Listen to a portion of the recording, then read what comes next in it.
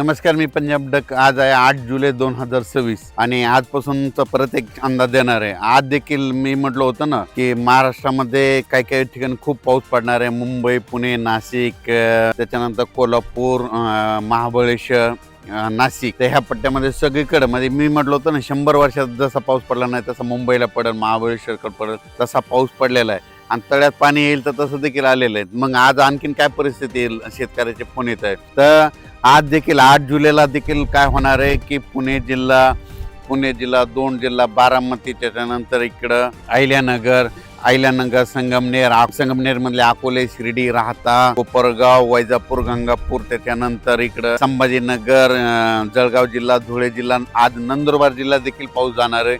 नंदुरबार जिल्हा, त्याच्यानंतर नाशिककडे आज देखील दुपारपर्यंत पावसाचा जोर राहणारच आहे. त्याच्यानंतर पुन्हा परत ते काय होईल, रात्रीपासून पाऊस चालू आहे, त्याच्यानंतर फ्लो देखील येणार. म्हणजे ह्या भागात आज जोराचा पाऊस पडणार आहे, म्हणून आज लक्षात यायचा. उद्यापासून थोडा पावसाचा जोर कमी होणार आहे आणि 10 तारखेला चांगलं सूर्यदर्शन होईल. पण काय होईल म्हणजे 9, 10, 11 स्थानिक वातावरण तयार होऊन काय होईल, राज्यात ठिकठिकाणी स्थानिक वातावरणाचा पाऊस पडेल, म्हणून हे लक्षात यायचा.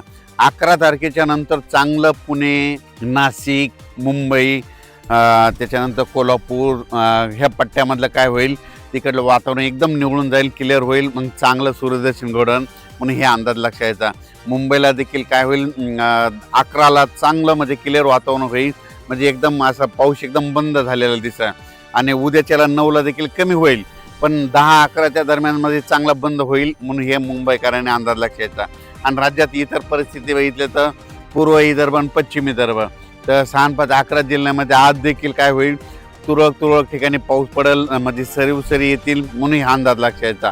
फक्त काय झालं, महाराष्ट्रामध्ये लातूर जिल्हा, धाराशिव जिल्हा, सोलापूर जिल्हा, ह्या आणि बीड जिल्ह्याचा इकडला दक्षिणचा भाग, या भागामध्ये काही भागामध्ये पाऊस पडलेला नाही.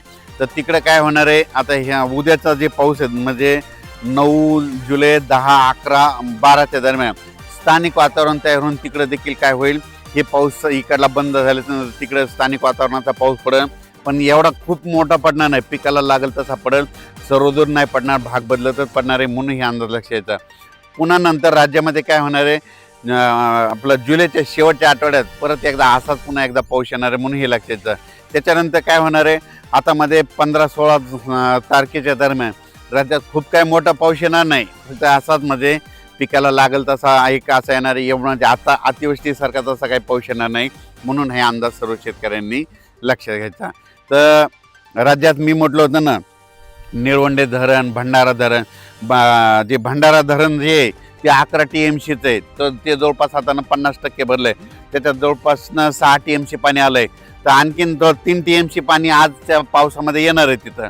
मग आज आल्याच्या नंतर हे भंडारा धरण 75% झाल्याच्या नंतर त्याचं पाणी सोडावंच लागणार आहे, मग त्याचं पाणी निळवंडेला येते.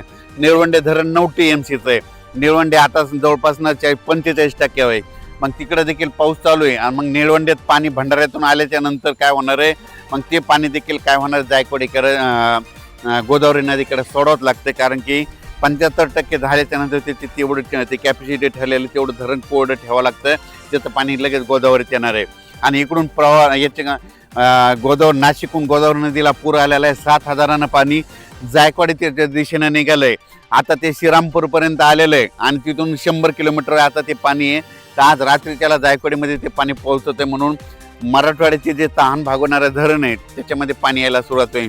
पण आणखीन हे आजचा दिवस जोरात पाऊस पडत असल्यामुळं जायकवाडी देखील धरणामध्ये आवक येणार आहे, म्हणून हे लक्षात यायचं. जायकवाडी धरणाच्या जे लाभ क्षेत्र आहे, तुम्ही घाबरू नका, आणखीन पाऊस खूप पडणार आहे. आता एक शेवटच्या आठवड्यात येणार, पुन्हा एक परत काय होणार आहे, ज्या वर्षीनं पाऊस मान्सून गोव्यापर्यंत येतो आणि तिथं स्टॉप होतो ना, त्यावर्षी काय होतं, पाऊस पूर्वेकडून येतो आणि पूर्वेकडून पाऊस आल्याच्या नंतर काय होतं, नंतर परतीच्या पावसामध्ये सगळे धरणं लेवल करतो, म्हणून जायकवाडी धरणात देखील पाणी साठा येणार आहे. म्हणून जायकवाडी क्षेत्रातल्या लाभ क्षेत्राने घाबरून जाऊ नका, कारण की आणखीन परतीच्या पावसामध्ये चांगला पाऊस पडणार आहे.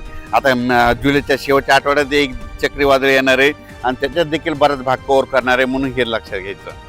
तर त्याच्यानंतर सांगू इच्छितो आज देखील काय होतं ना, फक्त आपल्या महाराष्ट्रामधून एक नंदुरबार जिल्ह्यात पाऊस कमी होता. तर आज नंदुरबार जिल्ह्यात बऱ्याच ठिकाणी पाऊस झाला आहे आणि रात्रीपर्यंत सगळीकडे दाखल आहे. जळगाव जिल्ह्यातले जे सुटलेले गाव आहेत आज पाऊस सुरू झाला आहे. त्याच्यामध्ये आज ह्या 2 दिवसामध्ये तिकडला देखील भाग कव्हर होईल. धुळे जिल्ह्यामधले थोडेफार गाव सुटलेले आहेत ते देखील आज पावसात कव्हर होते. त्याच्यानंतर इकडे संभाजीनगरकडले कन्नडकडले इकडलं काही भाग जे थोडाफार राहिलेला आहे त्याच्यामध्ये आजच्या पावसामध्ये चांगला कव्हर होऊन जाईल. संभाजीनगरकडे आज देखील काय होणार आहे, दुपारच्या नंतर चांगला जोराचा सरी येणार आहे आणि जिथं पाऊस नाही पडला तिथं पडून जाईल, पेरणीयोग्य पाऊस पडणार आहे. संभाजीनगर जिल्ह्याचा आज भाग देखील जे वंचित राहिलेला ते देखील कव्हर होईल. जालना जिल्ह्यातला जे काही उर्वरित भाग राहिलेला आहे ते देखील आजच्या पावसामध्ये काय होईल, कव्हर होऊन जाईल. त्याच्यानंतर बीड जिल्ह्यातला काय होईल, बीड जिल्ह्यातला बराच भाग कव्हर होईल. तर हे पाहू शकता, हे बीड जिल्ह्यामध्ये असे एवढे कापसं आहेत, हे धूळ पेरणीचे कापसं आहेत. आता सध्या मी माजलगावच्या पुढे गडी रोडवर हे गडीकडले ह्या भागात हे कापसं ते धूळ पेरणीचे कापसं आहेत. पण राज्यात मात्र फक्त 2-3 जिल्हे आहेत, लातूर जिल्हा झालं, धाराशिव जिल्हा आणि सोलापूर जिल्हा, तिकडे पाऊस कमी पडलेला. पण काय होणार आहे आता हे 9 जुलै ते 11 जुलैच्या दरम्यान तिकडं देखील स्थानिक वातावरण तयार होऊन भाग बदलत विखुरलेल्या स्वरूपाचा पाऊस पडेल. पण तिकडे देखील पेरणीयोग्य पाऊस पडेल म्हणून हे लक्षात यायचं. खूप काय मोठा पडणार नाही पण चांगला पाऊस पडेल, पेरणीचा पाऊस पडेल म्हणून हे लक्षात यायचं. लातूर जिल्ह्यामध्ये काही भागात पडला आणि काही भाग सुटलेला आहे, तिकडे देखील ह्या 2-3 दिवसात कव्हर होईल. त्याच्यातून जर काही जर उरले तर त्याच्यानंतर काय होईल, 15, 16, 17च्या दरम्यान एकदा थोडा पाऊस येणार आहे, त्याच्यामध्ये कव्हर होईल. आणि त्याच्यातून जर काही जर राहिले तर पुन्हा काय होणार आहे, जुलैच्या शेवटच्या आठवड्यात पाऊस येणार आहे म्हणून हे लक्षात येतं. आणि शेतकऱ्याला सांगतो, शेतकऱ्यांना घाबरू नका, ऑगस्टमध्ये देखील असेच 2 मोठे पाऊस पडणार आहेत म्हणून हे देखील लक्षात यायचं. एक पहिल्या आठवड्यात येईल ऑगस्टच्या आणि एक शेवटच्या आठवड्यात येईल. पण सप्टेंबर ऑक्टोबर मध्ये परतीचा पाऊस धुमाकूळ घालणार आहे म्हणून हे देखील सर्व शेतकऱ्यांनी लक्षात यायचं. अचानक वातावरण बदललं तर मी दररोज मेसेज देतच आहे. महाबळेश्वरला 100 वर्षात इतका पाऊस कधी नाही झाला, इतका पाऊस पडला, संपूर्ण तळे देखील भरले.